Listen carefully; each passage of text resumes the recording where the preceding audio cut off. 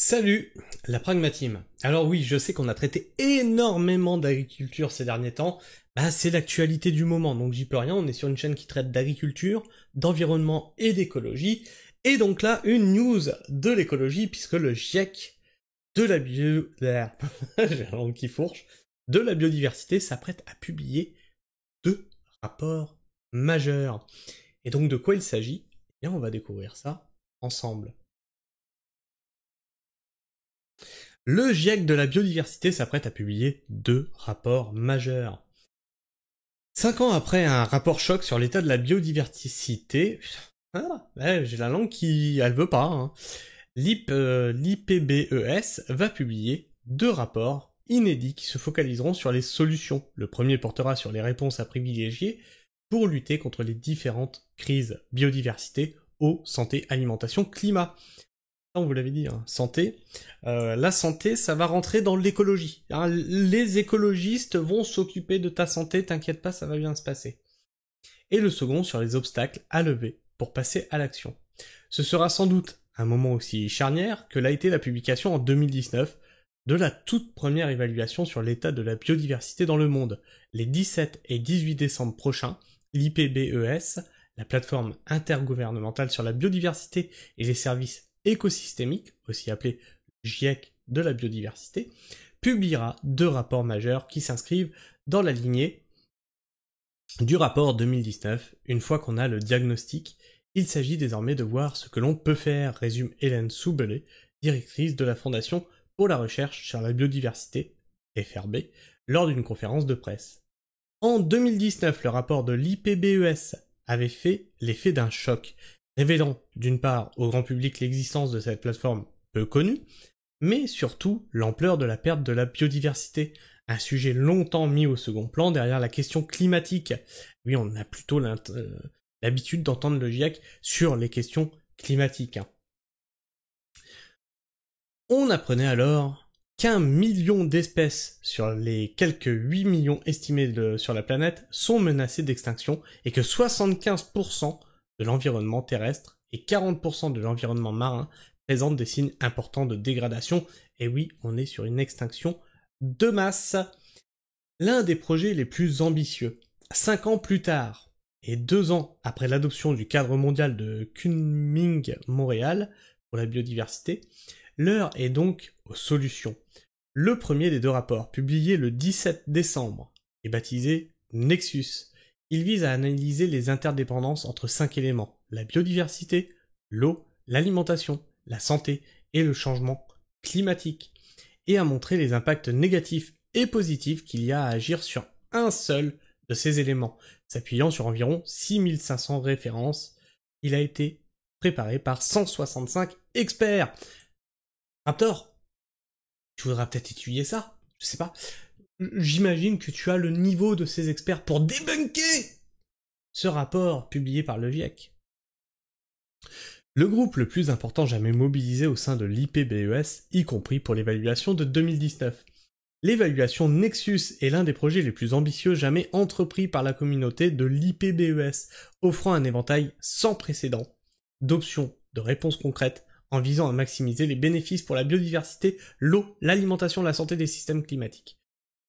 Explique le professeur Paula Harrison, du Centre britannique d'écologie et d'hydrologie, coprésidente de l'évaluation, qui sera la première synthèse mondiale approfondie sur les interconnexions entre ces 5 crises.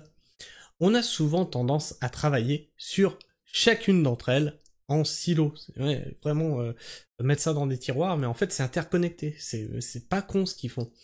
L'objectif est de casser cette approche et d'évaluer différentes solutions, comme l'éolien offshore par exemple, la baisse de la consommation de viande, ou encore de l'utilisation de pesticides en regardant à chaque fois l'impact sur les autres éléments du nexus.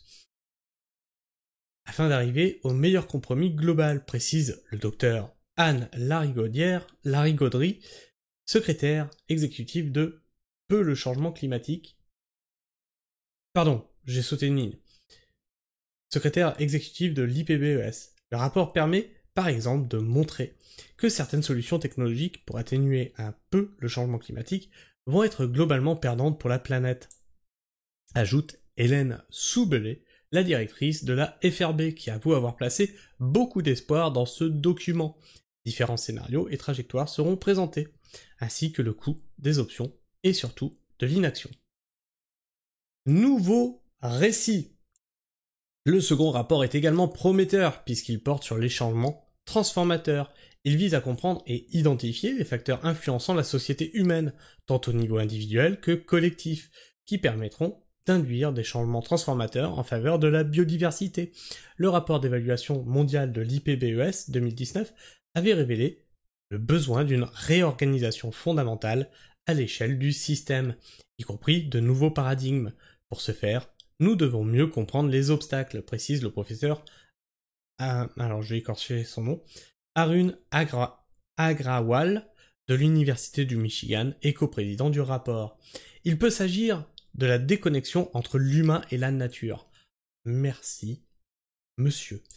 Effectivement, on a une sacrée déconnexion, et vous savez que je le pointe souvent du doigt quand on a des militants écolos qui vivent dans les villes. Arrêtez de nous dire comment on doit vivre dans les campagnes, vous êtes complètement hors sol. La domination de l'humain sur la nature, la concentration du pouvoir et des richesses, qui est une grande cause de la perte de biodiversité, énumère le docteur Anne Larigauderie. L'étude comprendra aussi une partie sur la façon dont les différents groupes sociaux envisagent un monde durable, et ce qu'il pourrait modifier, et des études de cas sur les potentiels transformateurs. C'est un travail nouveau sur comment modifier les normes sociales et imaginer de nouveaux récits, explique la secrétaire exécutive de l'IPBES, le but étant de promouvoir des débats de société sur ces questions. Ces deux rapports, qui seront publiés après la COP 16 sur la biodiversité et la COP 29 sur le climat, doivent encore être approuvés par les 147 États membres de l'IPBES.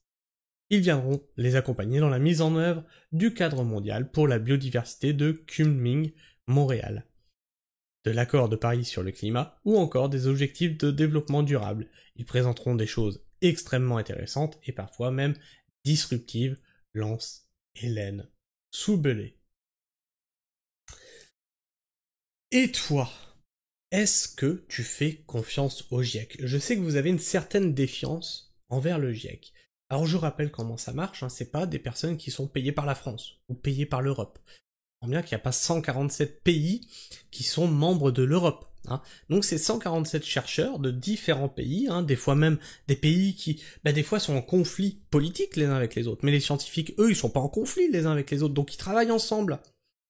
Donc si 147 chercheurs de 147 pays arrivent aux mêmes conclusions, c'est peut-être qu'il y a un truc. Enfin, je sais pas.